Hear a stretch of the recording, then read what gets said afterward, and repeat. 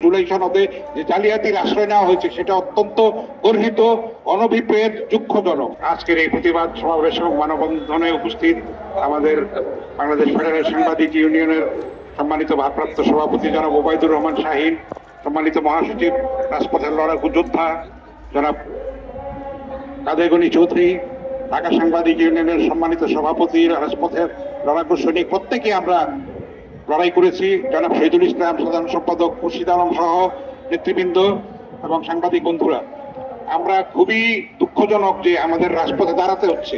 জুলাই গণ অভ্যুত্থানের যে চেতনা সেটা থেকে আমরা বিচ্যুত হয়েছি।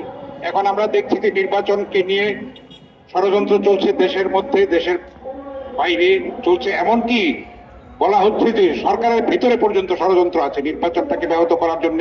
কারণ আমরা দেখেছি যে স্বাক্ষরিত জুলাই সনদে যে জালিয়াতির আশ্রয় নেওয়া হয়েছে সেটা অত্যন্ত গর্হিত, অনভিপ্রেত, দুঃখজনক। এখনো সময় আছে যে অন্তর্বর্তী সরকার যারা এগুলি ষড়যন্ত্রে লিপ্ত আছেন তাদেরকে আহ্বান জানাবো তারা যেন সঠিক পথে আসেন এবং শুভ তাদের চেতনার চৈতন্যদয় হয়, তারা যেন নিজেদেরকে সংশোধন করেন। আমরা চাই তাদের সম্মানজনক প্রস্থান। তাদের কর্মকাণ্ড অনেক বিতর্কিত, অনেকের বিরুদ্ধে দুর্নীতির অভিযোগ, সেটা খুবই মর্মান্তিক।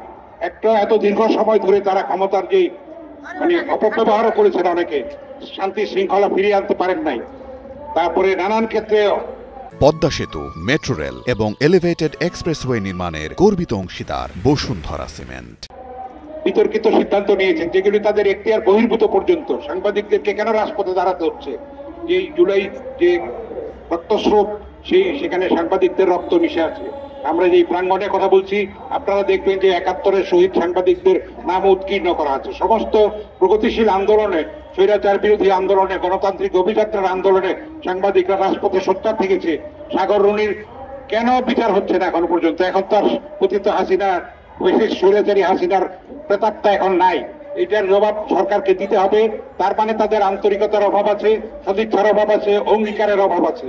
আমরা রাজনৈতিক দলগুলির কাছ থেকে শিষ্টাচারের প্রত্যাশা করি। তারা কিন্তু একটা দোষারোপের সংস্কৃতির মধ্যে চলে গেছে।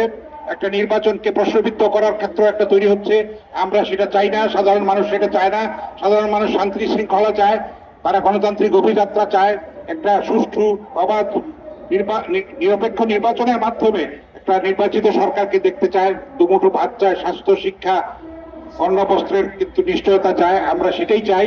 আমরা চাইব যে এই সরকার সাংবাদিকদের যে আন্দোলন এবং সংগ্রাম, সেগুলি সব ক্ষেত্রে আমরা দেখতে পাচ্ছি যে সরকার দাবি মেনে নেয় কিন্তু পানিটা ঘোলা করে।